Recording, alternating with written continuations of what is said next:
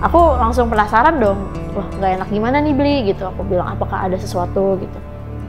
Jadi nak, di desa ini lagi gempar banget sama isu leak, terutama di minggu-minggu ini. Terus aku bilang, cerita leak gitu. Terus aku pikir kan kayak, oh ini cuma mitos gak sih dulunya gitu kan. Karena aku cuma dengar dari kata orang doang. Dia tuh emang lagi cari mangsa. Di malam-malam tertentu, ketika kita sebutnya apa ya, seekor atau apa, seekor leak lagi mau meninggikan derajatnya, dia pasti cari mangsa.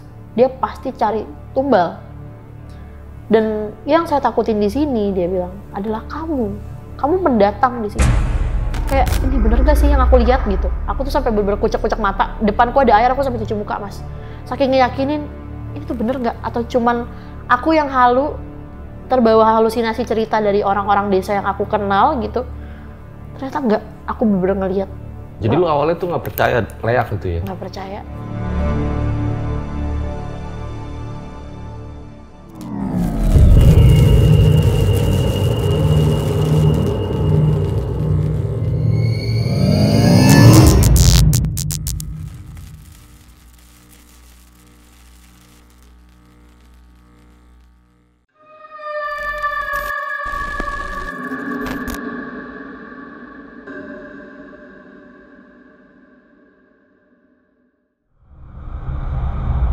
Sebagian kalangan menyebut leak itu adalah seorang manusia yang mempelajari ilmu sihir ya.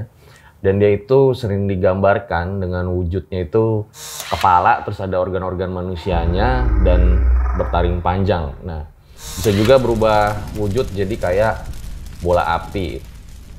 Tapi sebagian kalangan lagi menyebut kalau sebetulnya nggak semua leak itu ya, dia bersifat jahat. Nah, kalau kita sebagai orang awam guys, pasti kita mikir, kok leak mirip-mirip kuyang di Kalimantan gitu loh. Nah, pertanyaannya, apakah hantu itu produk dari budaya? Hari ini gue sudah kedatangan seorang yang pas dia lagi healing ke Bali, ke sebuah desa terpencil. Katanya dia malah ketemu sama leak. Langsung aja kita sapa. Halo Kak Sarah. Halo Mas Fajar. Waktu itu ke Bali berberapa? Kalau berangkat berdua. Kenapa kok malah liburan ke desa terpencil? Kalau aku karena kan dulu 2019 masih zaman-zamannya anak baru lulus sekolah. Terus kayak dengan low budget dan hidup yang dijamin sama temen aja yang di Bali gitu. Kayak ibaratnya liburan tapi gratis. Ibaratnya punya modal untuk PP aja udah cukup lah gitu. Saat itu banyak yang melihat leak itu? Kalau untuk yang pertama kali ngeliat itu aku. Cuman setelah kita akhirnya dikasih tahu sama salah satu orang, kalian mau tahu nggak apa yang lagi ada di sekitar kalian? Nah itu akhirnya kita ngeliat semua gitu. Jadi total ada berapa orang yang ngeliat? 5 sama aku. Oke, ditahan dulu ceritanya Kak Sarah ya. Nah, gue juga pengen ngucapin selamat menunaikan ibadah bulan puasa buat kalian semua.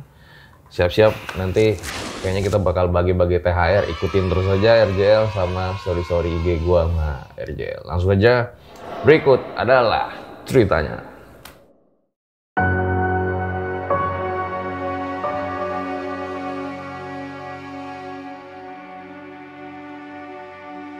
Ya Kak Sarah, boleh diceritain awal mulanya kayak gimana? Oke, jadi perkenalin dulu ya, nama gue Sarah Mas. Jadi waktu itu kejadiannya di tahun 2019. Agak-agak lupa untuk bulannya, sekitar bulan Agustus atau Juli lah. Kelulusan sekolah waktu itu. Rencananya tuh waktu itu memang pengen liburan. Kayak liburan yang low budget, tapi bisa bikin refresh otak aja gitu. Pilihan destinasinya ada beberapa saat itu. Kayak pengen ke Bandung atau ke Bali, intinya gitu. Cuman karena pas ke Bali itu kebetulan lagi ada barengannya, jadi sepupu kebetulan mau ke Bali juga, jadi akhirnya bareng lah ngikut nih gitu, beli tiket pesawat yang promo. Cuman dulu namanya sebagai anak sekolah yang baru lulus, pasti kayak mikir dong gimana nih di sananya, biaya hidup, terus biaya penginapan segala macam. Nah akhirnya diskusi sama beberapa teman yang di sana, dan kebetulan mereka kayak mau ngejamin lah gitu. Tidur aja di rumah gue, makanlah di sini gitu. Jadi nggak perlu yang namanya ngeluarin biaya lebih gitu. Oke, modal nekat dengan uang seadanya bisa buat PP aja udah cukup gitu. Akhirnya pergi ke Bali, ke sebuah desa.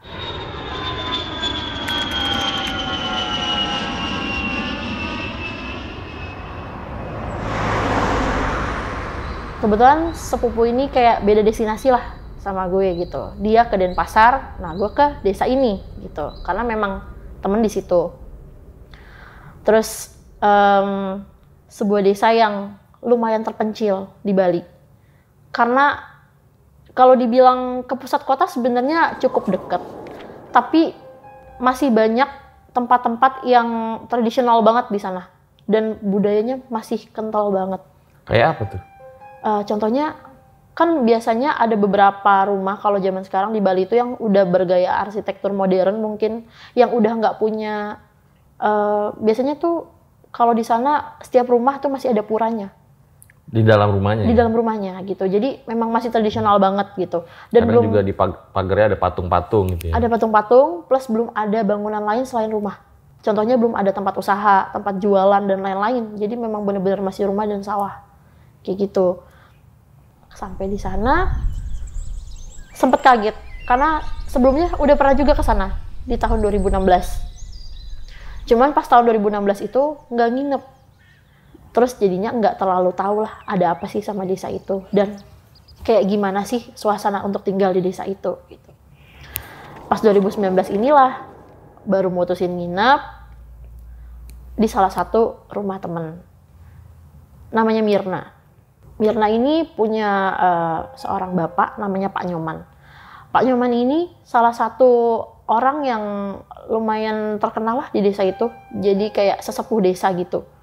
Karena memang tinggalnya udah cukup lama dan beliau juga salah satu orang yang dihormati sama masyarakat sekitar gitu.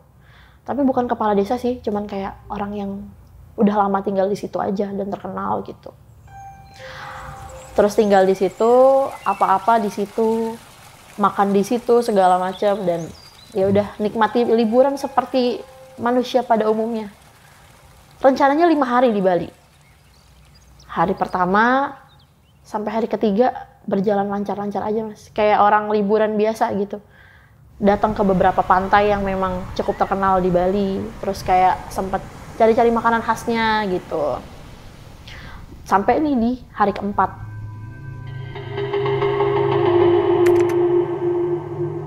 Ini mulai terornya di sini, mulai yang bener-bener ngerasain, oh ternyata kata orang doang kan selama ini, tapi ternyata ngerasain sendiri gitu.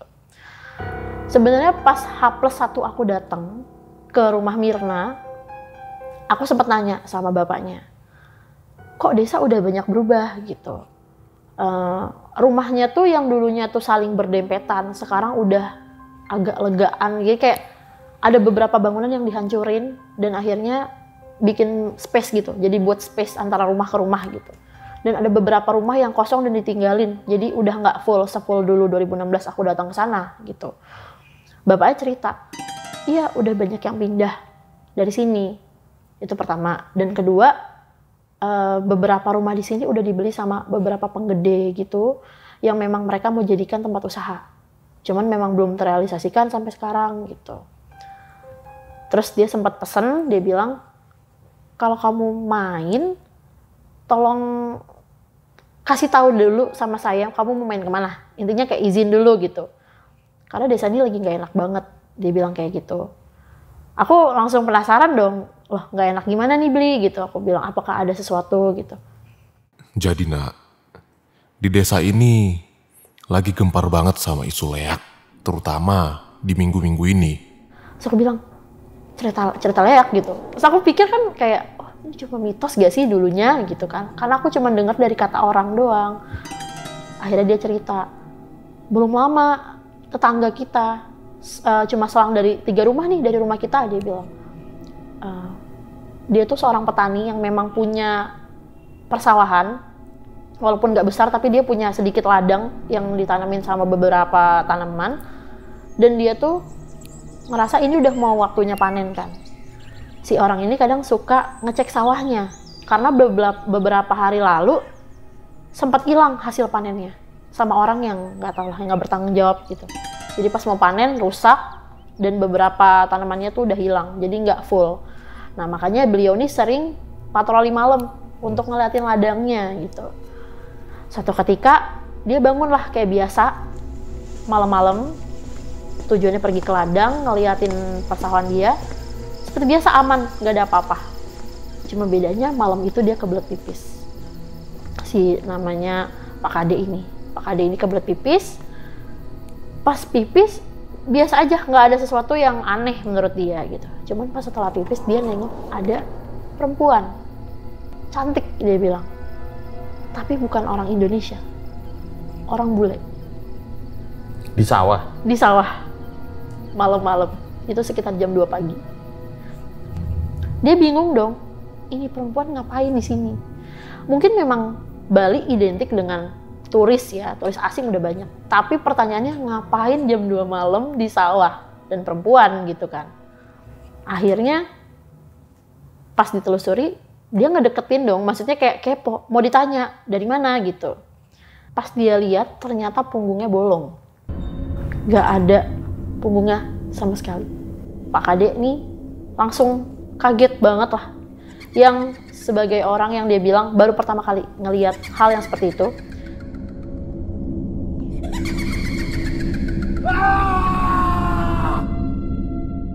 Dia kaget dan langsung pingsan di tempat. Karena mengingat juga umur yang udah gak muda lagi, dia udah 40 tahunan ke atas. Dan dia pingsan, gak bangun sampai pagi. Dia baru ditemuin itu pagi-pagi subuh lah sama masyarakat yang baru mau pergi ngeladang juga. Kaget kayak ada orang pingsan di pinggir sawah gitu. Pas dilihat ternyata wah Pak Kade gitu. Kaget juga semuanya dan akhirnya dia dibawa pulang. Istrinya panik. Istrinya juga semalaman nyariin gitu. Cuma dia nggak berani untuk datang ke sawah karena rumor yang lagi beredar. Ditanya pas sadar tuh kenapa pingsan gitu. Terus dia bangun sadar, dia ceritain, dia bilang ngelihat layak tapi bukan orang Indonesia. Dia perempuan cantik dan bule gitu, kayak turis dia bilang. Cantik banget gitu. Makanya sebenarnya niat saya tuh nanya untuk tahu kamu ngapain di sini malam-malam jam 2 pagi gitu. Tapi ternyata pas nengok belakang malah punggungnya bolong, dia bilang kayak gitu. Mungkin boleh dijelasin nggak? Beli Nyoman ini rumah kiri kanannya itu apa aja sih? Rumah kiri kanannya rumah juga. Jadi bener-bener gak ada apa-apa lah. Pokoknya gak ada toko, gak ada ruko atau apa. Bener-bener rumah. Tapi ditempatin? Tapi ada beberapa yang udah kosong. Gitu. Sawahnya? Sawahnya itu sekitar, kalau dari rumah ya 500 meter. Turun ke bawah sawah. Gitu. Jadi memang rumahnya ini di ujung sawah. Sebelahnya lagi ada rumah tapi udah kosong. Terus turun ke bawah gitu. Dan itu langsung sawah. Nah, udah selesai Pak Kade cerita kayak gitu, gempar dong desa. Jadi kayak masyarakat makin mawas gitu. Oh ternyata yang selama ini kita cuma dengar leak-leak itu ternyata bener ada. Kayak gitu. Awalnya orang nggak berasumsi bahwa itu leak. Mungkin sundul bolong kan, karena kan punggungnya bolong gitu. Cuma dari beberapa statement warga sekitar, enggak, itu dia nyamar aja. Karena sebelumnya udah sempat juga ada kejadian. Nah ada lagi nih mas, jadi kayak salah satu spiritual desa namanya Pak Tengah, dia sempat cerita juga, dan ternyata kejadiannya tuh H+1 gue datang di Bali. Dia cerita, dia sempat ngalamin kejadian aneh juga tentang leak. Karena berhubung ini kan ada kaitannya ya, warga desa lagi gempar sama si bule ini, dan kebetulan dia juga lagi pernah ngalamin hal yang sama gitu. Makanya kenapa masyarakat itu berasumsi bahwa itu leak. Karena leak tuh bisa berubah jadi apa aja. Si Pak Tengah ini ngalamin.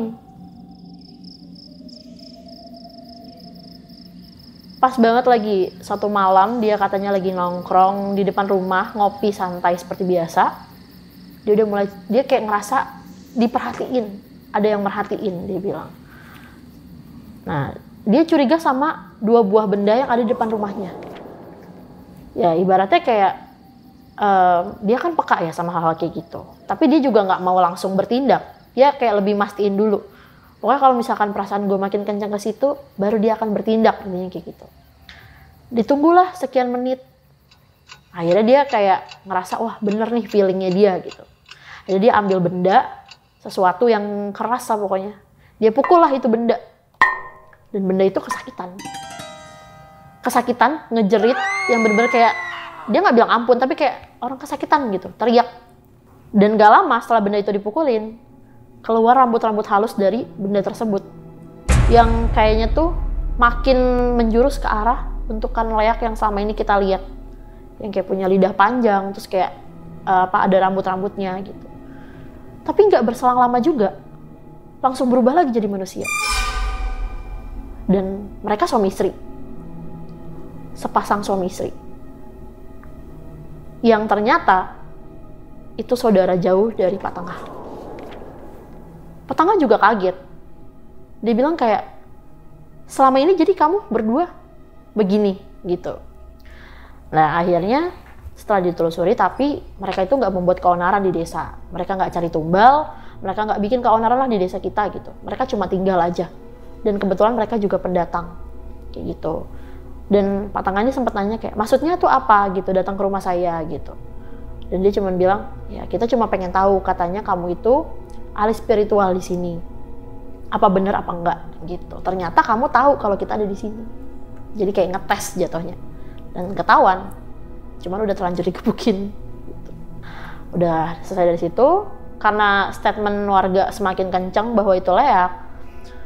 Akhirnya terciptalah rumor di mana-mana bahwa si bule bolong ini adalah leak gitu.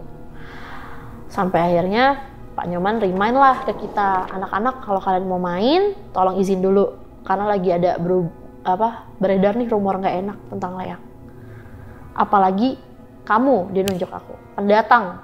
Jadi harus lebih aware, lebih sopan, dan lebih ngejaga diri kamu. Karena kamu nggak tahu di desa mana kamu berada gitu. Sebenarnya di situ aku udah agak worry. Udah kayak, aku harus buru-buru pulang nggak sih gitu. Cuman karena masih pengen nikmatin holiday, akhirnya ya udahlah bertahan. Karena teman-teman aku juga ngeyakinin kalau nggak apa-apa kok, ada kita aman gitu. Jadi teman aku ini ada 3 mas, namanya Putu, Mirna, sama Bono. Di hari keempat kita tuh udah siangnya udah sempat ngumpul. Kita bikin wacana nih, nanya ke aku awalnya, lu pernah nggak bakar ubi di sawah malam-malam gitu. Terus aku bilang, wah nggak pernah, aku bilang. Kalau bakar ubi ya biasa aja, bakar-bakar ubi biasa depan rumah, atau enggak mungkin kita beli yang udah jadi gitu. Nah itu, kita biasanya di sini suka bakar-bakar ubi tengah sawah malam-malam gitu. Terus aku yang kayak excited gitu dong. Wih boleh tuh, aku bilang. Kayak kebetulan juga anak kota yang baru masuk desa, Nora gitu kan. Gak pernah bakar ubi ya? Gak bakar. Bakar orang pernah? Bakar orang, bakar rumah. Terus ya udah akhirnya kita beli bahan-bahan siangnya, malamnya prepare. Nah tiba-tiba si Mirna ini ngomong, jangan sampai bapak kita tahu, bapak gue tahu, ya maksudnya Pak Nyoman ini. Kalau tahu kita pasti nggak diizinin. Nah cuman aku kan sebagai pendatang baru yang memang mau tahu sopan santun di situ, aku ngomong dong ke dia, ngomong dulu deh Mir, nggak enak. Ntar kalau misalnya ada apa-apa, takutnya aku yang disalahin atau mungkin dia juga bisa disalahin gitu kan. Atau mungkin kayak kalau ada sesuatu yang akhirnya bikin warga repot kan nggak enak gitu. Akhirnya dia bilang, oke deh ntar gue izin. Dia udah bilang gitu kan, kita tenang dong. Aku nanya sorenya, gimana diizinin nggak? Diizinin, udah tenang, bapak mah aman gitu. Kita pergi ke sawah sekitar jam 8 lah. Jam 8 malam. Karena memang rumahnya dekat dari sawah, ya kita mikir kayak, oh aman-aman aja lah, cuma 500 meter. Kayak nggak ada lampu sama sekali? Penerangan itu ada, tapi minim banget. Dari jarak 500 meter itu cuma ada 2 penerangan. Di tengah sama di ujung jalan. Dan itu pun juga warga desa yang patungan. Dengar-dengar kayak gitu. Karena memang saking minimnya, jalanan tuh sebenarnya hampir nggak kelihatan. Makanya kita pakai flash sama senter, bawa-bawa sendirilah gitu. Sampai sana, sebenarnya udah agak nggak yakin sih lihat vibes-nya. Karena gelap banget. Itu sawah benar-benar cuma ada 1 penerangan tuh ya di gubuk yang mau kita tempatin. Sisanya benar-benar gelap. Dan yang jalanannya tuh benar-benar terjal turun ke bawah gitu. Jadi kalau misalkan kayak kita nggak punya penerangan cukup, agak ngeri juga, takut jatuh, kegelincir atau apa gitu. Cuman ya udah akhirnya dikasih tahu lah, ini ternyata kakinya gimana bla bla bla untuk turun gitu. Dengan penerangan seadanya, sampailah nih di tengah sawah kita. Aku sempat make sure, kita yakin mau di sini, aku bilang gitu. Ya kan tadi kamu yang bilang belum pernah ini mau ke sawah kita bakar ubi, ya kita biasanya di sini karena cuman tempat yang paling nyaman, ada tempat gubuk cuma di sini doang, dan itu benar-benar di tengah sawah, dan sawahnya lumayan luas. Jadi yang kayak aku tuh worry-nya lihat sekitar gitu loh mas, kayak benar-benar sepi, nggak ada siapa-siapa. Kalau kita kenapa-napa, siapa yang mau nolongin? Kalau kita teriak pun kayaknya orang nggak denger gitu. Jadi ya udah modal nekat, akhirnya kita gelaran di situ, bawa ubi apa segala macam, semua pembawaan kita semua diampar. Cuman pas mau bakarnya kita nggak ada kayu. Akhirnya bagi tugas, yang cowok kan ada 2, yang cowok cari kayu deh gitu. Nah aku sebagai yang kayak nggak enak lah, namanya pendatang masa mau terima enaknya doang gitu. Akhirnya aku nawarin diri, gimana kalau gue yang cuci ubinya, aku bilang gitu. Karena kebetulan gak jauh dari situ ada beberapa mata air, karena memang sawahnya masih asri banget lah. Dia bukan tipe sawah yang kering, tapi ada yang model pancuran emang buat khusus cuci tangan atau apa. Terus kata temanku yang perempuan itu, si Mirna, oh yaudah silakan aja lu ambil terus cuci aja di situ yang deket gitu, dia bilang. Gue jagain barang, dia bilang gitu. Oke lah, akhirnya aku bawa ubi, cuci biasa, awalnya nyuci biasa gitu. Nggak dibilang dekat banget, enggak, dibilang jauh juga enggak, 200 meteran lah itu cari mata air yang bener-bener deres dan jernih gitu. Udah selesai nyuci, udah ubi terakhir nih, ubi terakhir, salfok nih mas. Lagi nyuci gini, lagi balik badan ke arah sini, kok ada perempuan pakai baju putih, tapi nggak panjang, di bawah lutut segini, rambutnya diikat ke belakang, duduk di sawah kayak gini, di pinggir sawah dan nunduk gitu posisinya. Kepo dong, ini orang ngapain? Itu jam 8, oke belum malam banget sih, tapi jam 8 sendirian, gabut nggak sih mas? Kalau kita oke lah, kita rame-rame sama temen gitu kan, dia sendirian, dan bener-bener aku make sure nggak ada siapapun di sekitar kecuali aku sama dia. Pengen banget kayak nanya sotoy, tapi aku ngurungin niat, akhirnya tetap fokus nyuci. Pas udah mau selesai nyuci, dia berdiri. Nah pas dia berdiri tuh aku ngeh, oh, ternyata bule,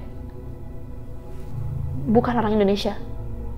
Cantik putih, rambutnya coklat pirang gitu, dan memang orang pasti lihat perawakan dia memang bule gitu, kelihatan banget bule. Wah aku langsung inget ceritanya Pak Nyoman dong di situ. Wah jangan-jangan ini yang diceritain gitu. Cuman aku positive thinking, udah deh kelarin cepet terus balik ke gubuk gitu kan, jangan banyak berpikir macam-macam. Baru lagi mau ngangkutin, masukin plastik, dia balik badan dan bener bolong. Organnya kelihatan, bener-bener kelihatan, itu jantung di mana, itu lambung di mana, sampai tulang rusuknya.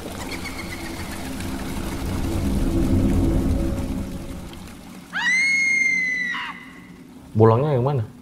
Di bagian punggung belakang.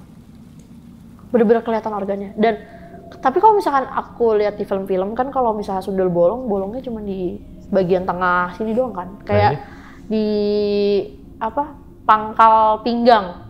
Kalau dia nggak, utuh dari pundak belakang tuh bolong sampai pinggang sini, bener-bener sekerawak itu. Bukan yang cuman sebuletan gitu, nggak kayak di film-film itu, nggak, bener-bener satu badan belakang bolong. Yang bener-bener, tapi rusuknya masih ada ya. Maksudnya masih jelas itu berbentuknya itu rusuk, itu lambungnya di situ, itu kelihatan semuanya. Cuman aku pikir kok dari depan kok nggak kelihatan. Kalau misalnya dia tuh belakangnya emang nggak ada, dan pas balik tuh baru kelihatan. Dan punggungnya tuh bener-bener kelihatan semua organnya. Aku yang lemes banget lah, langsung yang tadinya jongkok tuh langsung ngedeprok. Kayak ini bener gak sih yang aku lihat gitu. Aku tuh sampai bener-bener kucek-kucek mata. Depanku ada air, aku sampai cuci muka mas. Saking ngeyakinin ini tuh bener nggak, atau cuman aku yang halu terbawa halusinasi cerita dari orang-orang desa yang aku kenal gitu. Ternyata enggak, aku bener-bener ngeliat. Dan dia diri tuh lumayan lama, bener-bener enggak kemana-mana, cuma berdiri aja, stay. Tapi nggak ngadep ke aku, dia mau ngebelakangin, emang cuman kasih tahu nih loh, punggungnya bolong gitu. Aku lemes, langsung beresin kentang itu ubinya, masukin ke plastik. Aku jalan aja nggak berani diri mas, jongkok, bener-bener karena takut kelihatan. Itu kan semak tinggi dan sininya tuh ada pancuran angin. Aku juga jongkok, sampai aku ngerasa kayaknya udah nggak kelihatan nih kalau aku diri. Aku baru lari sekencang-kencangnya. Aku peluk temen aku, yang perempuan, si Mirna. Aku nangis, aku bilang kayak, ternyata bapakmu nggak bohong, aku bilang gitu. Bapakmu bener, aku bilang gitu. Jadi aku pengen banget pulang rasanya. Nah kebetulan si 2 cowok ini baru datang juga abis taruh kayu gitu. Kenapa gitu, panik kan, ada apa gitu. Aku lihat yang dibilang sama Pak Nyoman, aku bilang gitu. Rumor desa yang lagi gencar, aku lihat, aku bilang gitu. Soalnya teman-temanku tuh nggak percaya mas, namanya anak muda mungkin ngerasa kayak udah orang tua aja lah gitu. Itu mah bikin biar kita nggak bisa kemana-mana aja gitu. Padahal bener, aku ngeliat, aku bilang itu bener, aku bilang. Terus akhirnya salah satu dari mereka tuh make sure, si Putu temanku tuh make sure. Aku mau lihat kalau memang ada, aku mau lihat, dia bilang gitu. Ternyata pas balik ke sana seperti biasa, udah nggak ada di TKP, udah hilang sama sekali. Dia balik, orang nggak ada kok, dia bilang. Kamu ini halu aja kali gitu, awalnya bilangnya. Enggak, aku bilang, aku beneran lihat.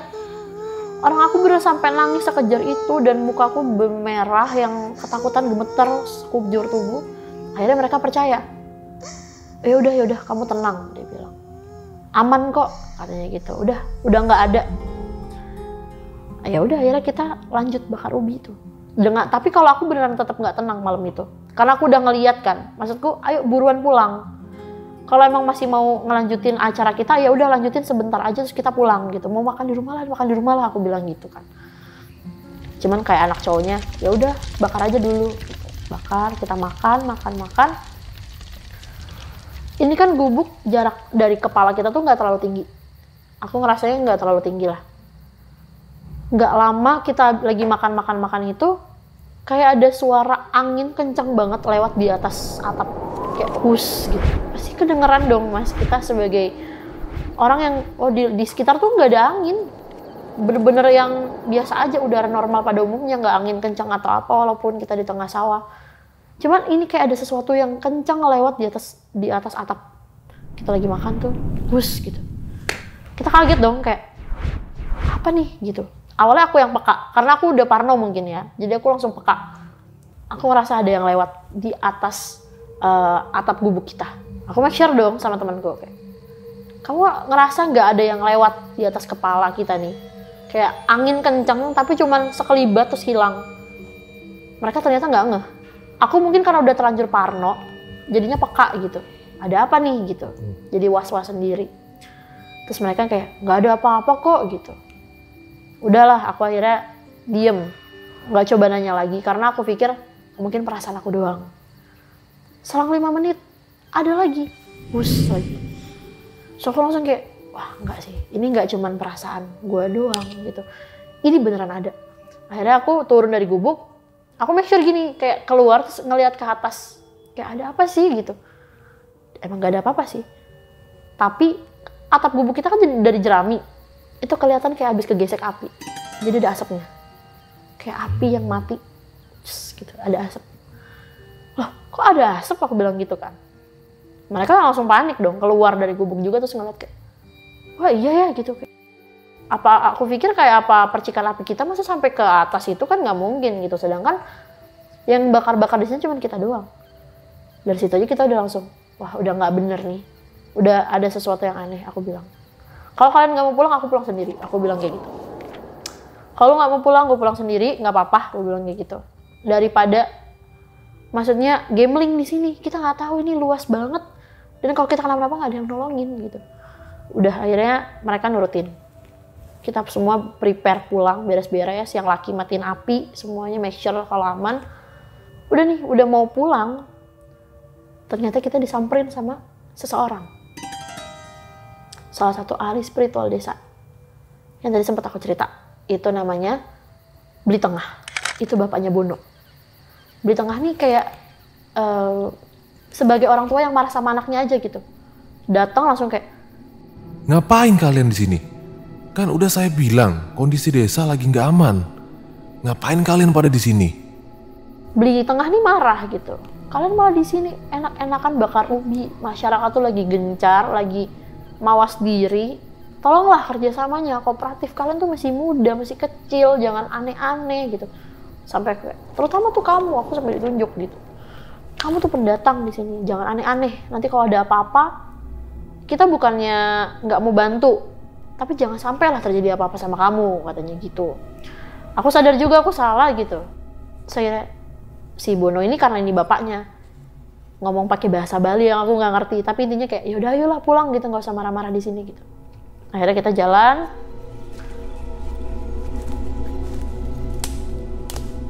Pak Tengah ini ngerasa sampai apa? Kita jalan sampai lumayan ujung desa dulu, baru mungkin dia cerita gitu. Mungkin kayak gue harus make sure anak-anak aman dulu, baru gue cerita.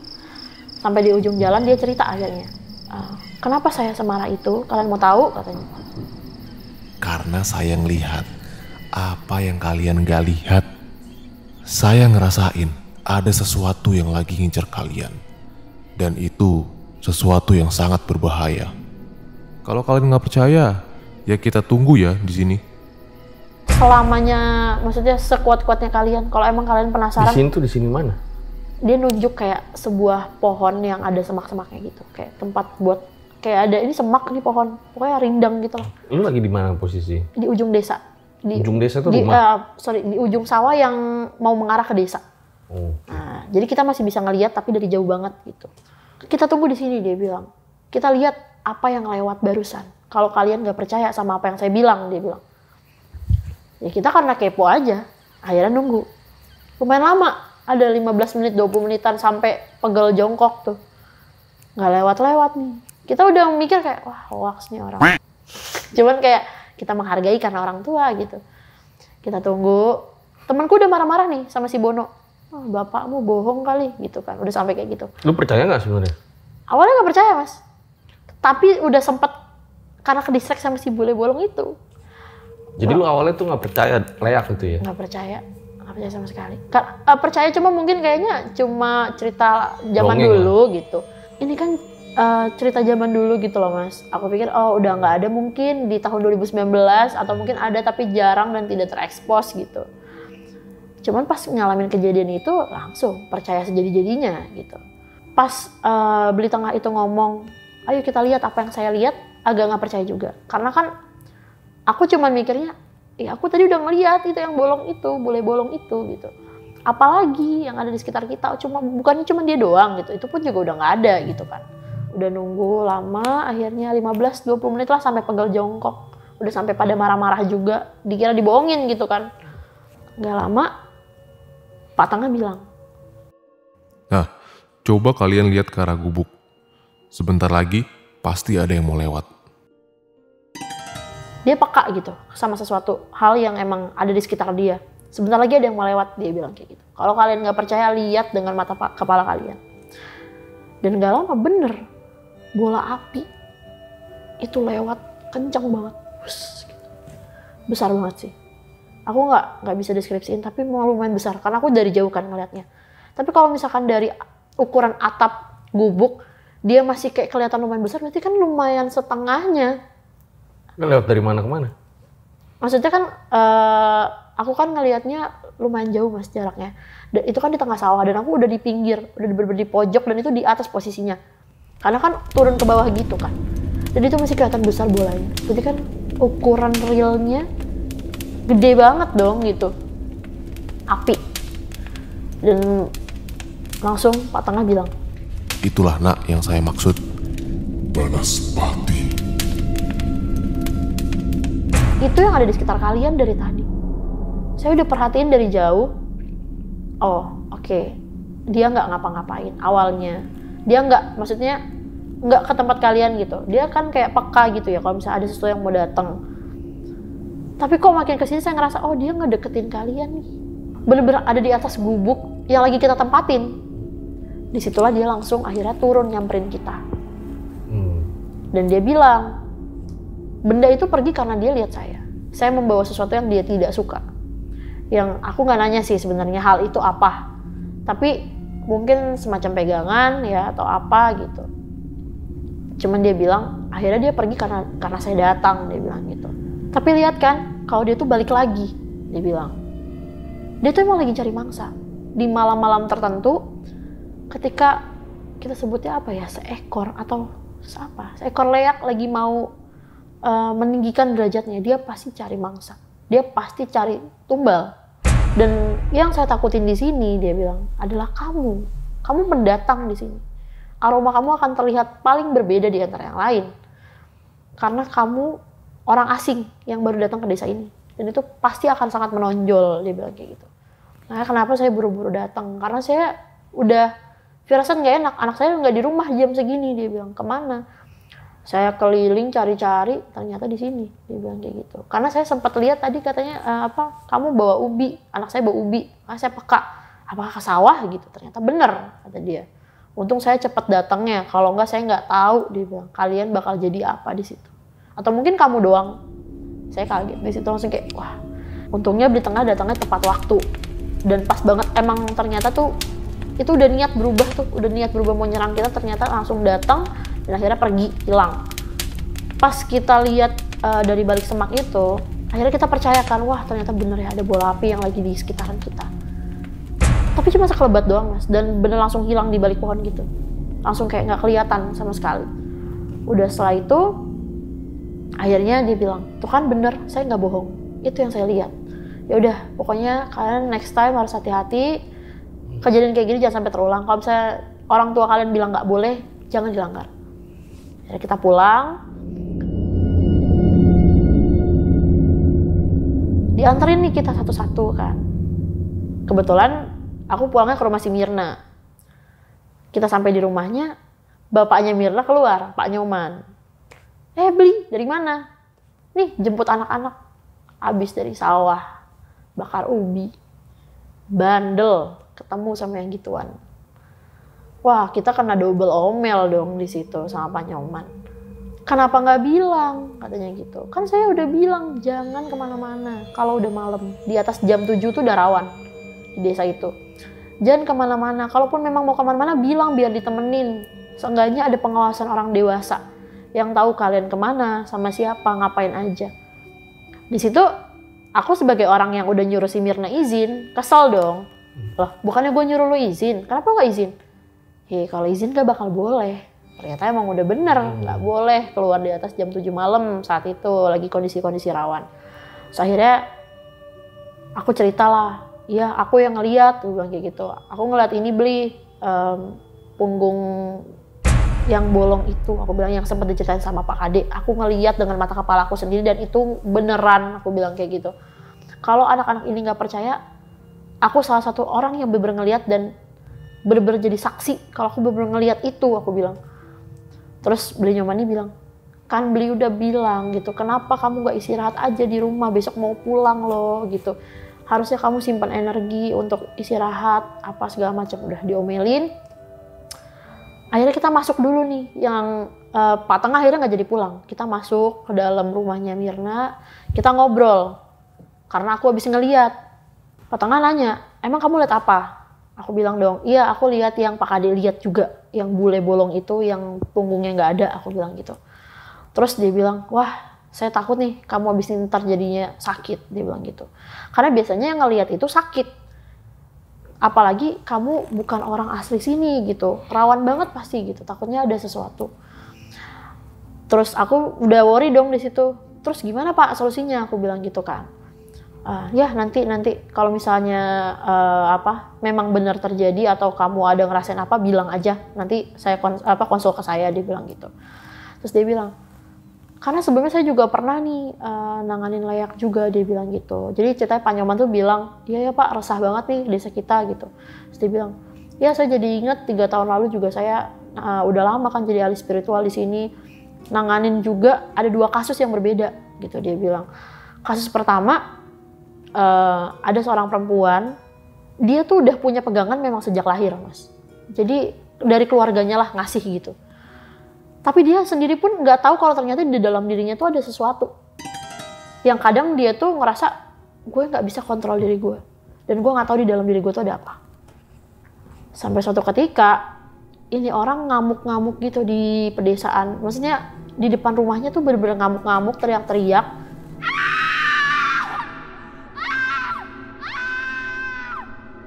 Tapi dia tahu kalau dia tuh lagi kayak gitu. Dia sadar tapi dia nggak bisa kontrol. Dia teriak kayak capek, dia bilang. Capek, tapi dia nggak bisa berhenti. Nah itu dia katanya sih lagi kerasukan leak. Kalau Pak Tengah bilang. Iya, salah satu cara untuk nyembuhinnya waktu itu yang dia dia lakuin itu kayak melalui media makanan. Jadi makanan yang dikasih doa atau wejangan-wejangan gitulah dari Bali disuguhin sama si korban. Tapi dengan catatan si pengobatnya ini harus punya ilmu yang lebih tinggi dibandingkan korban. Kalau enggak kalah. Nah, kebetulan pas ini terjadi, ternyata si korban ini udah tahu kalau dia tuh mau disembuhin. Jadi berarti ilmunya lumayan tinggi gitu. Pas lagi disuguhin teh, tiba-tiba gelasnya pecah. Dan di situ Pak Tengah kaget dong kayak, wah ternyata tandingannya tuh bukan yang biasa aja, tapi yang benar-benar setinggi itu ilmunya. Di situ akhirnya dia bikin ritual khusus untuk si khusus perempuan ini. Dan akhirnya udah lepas sih dari leak itu. Tapi memang nggak bisa balik 100% dia bilang. Karena memang kalau, apalagi dia dari kecil gitu ya, ditanam sama keluarganya, nggak akan bisa 100% sembuh. Suatu saat bakal muncul lagi kalau memang dia menggali. Tapi kalau misalnya dia juga ada keinginan untuk nyembuhin dirinya sendiri, itu bisa lepas 100%. Yang kedua tuh dia cerita ada suami istri, nikahnya tuh baru 3 bulan. Tapi si suami tuh nggak tahu kalau ternyata istrinya itu menganut ilmu hitam, yaitu ilmu leak.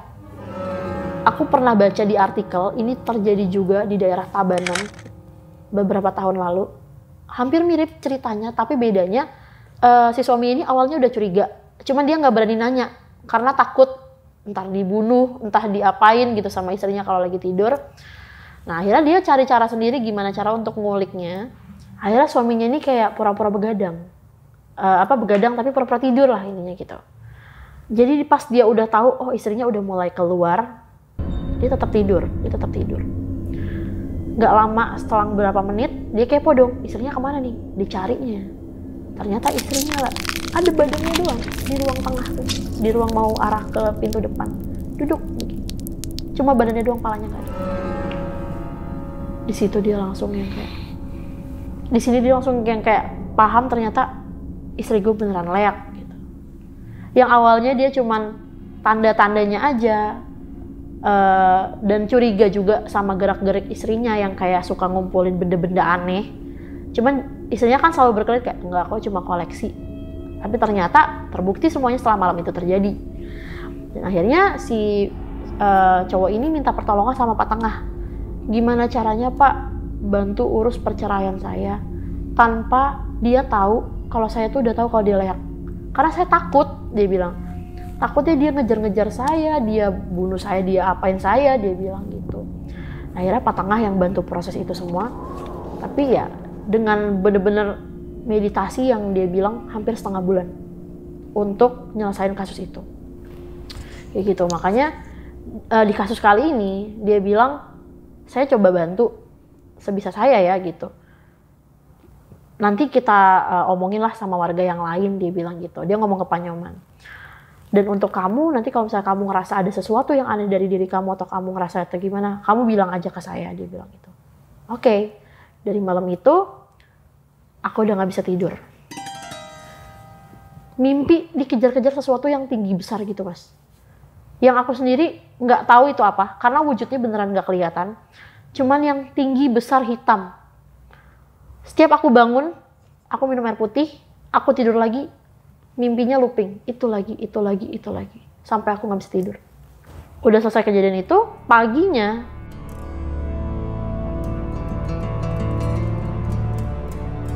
mataku hitam dong. Temanku nanya, lu nggak tidur ya gitu? Gak bisa tidur semalaman tuh. Aku bilang mimpi dikejar-kejar sesuatu yang hitam besar tinggi, aku bilang gitu. Dan aku nggak tahu apa, aku bilang. Rasanya aku pengen nangis, tapi aku mencoba untuk relaksasi diri sendirilah, berpositif thinking sendiri gitu. Kalau itu bukan apa-apa gitu. Dan setelah kejadian itu paginya panasku tinggi banget, demam, langsung demam tinggi banget. Yang di termometer tuh sampai 40 derajat. Itu tinggi banget. Aku bener-bener ngerasa badanku menggigil, pusing, mual, semuanya jadi satu. Dan langsung si Mirna ini inisiatif cerita ke bapaknya. Si Sarah sakit gini, ngerasain ini, bla bla bla. Dipanggil lah Pak Tengah. Pak Tengah akhirnya ke rumah. Bawa air. Dia bilang, ini air memang udah saya siapin buat kamu, untuk kamu minum, untuk menetralisir kondisi tubuh kamu. Kamu minum aja. Dikasih 3 botol, jadi sehari 3 kali, pagi, sore, sama malam mau tidur, dia bilang kayak gitu. Ya semoga besok aja jadi lebih baik lah, dia bilang gitu.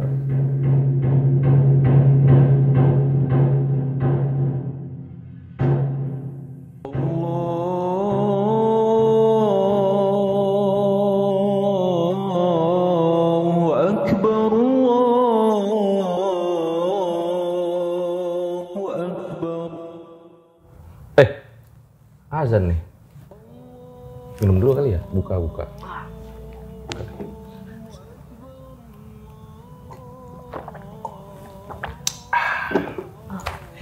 Selamat berbuka guys, buat kalian yang udah azan maghrib. Kalau azan zuhur, tar dulu ya. Nah tadi gimana? Pas banget nih, lagi minum terus ternyata azan juga ya. Gimana terus? Abis itu dikasih air untuk diminum 3 kali sehari. Dan udah sih, efeknya setelah itu sembuh. Cuman memang selama proses penyembuhan, dari pagi sampai malam, itu tidur bener-bener dijagain. Jadi jangan sampai ada yang nggak ngejagain. Jadi gantian gitu, 24 jam ngejaga, nggak 24 jam sih ya, tidur berapa, 8 jam lah ya, ngejagain di depan pintu kamar aku. Oh sampai kayak gitu ya? Sampai kayak gitu, karena katanya biar nggak diganggu sih. Terus ya udah mereka berdoa, terus pokoknya memohon sama Yang Maha Kuasa biar nggak diganggu udah. Setelah itu much better banget. Langsung alhamdulillahnya besoknya sembuh dan sorenya udah bisa balik ke Jakarta. Setelahnya udah selesai? Setelahnya nggak pernah balik lagi ke situ. Oh nggak pernah balik lagi ke sana? Aku trauma ya jadinya. Trauma karena lihat trauma itu? Karena itu. Oke nanti bakal banyak pertanyaan di closing.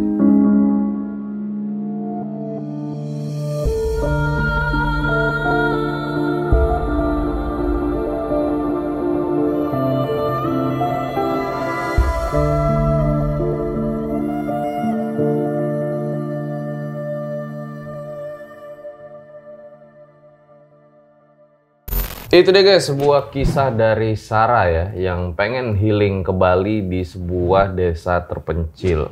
Kenapa sih kok milih healingnya tuh ke desa terpencil gitu? Kan dulu low budget mas.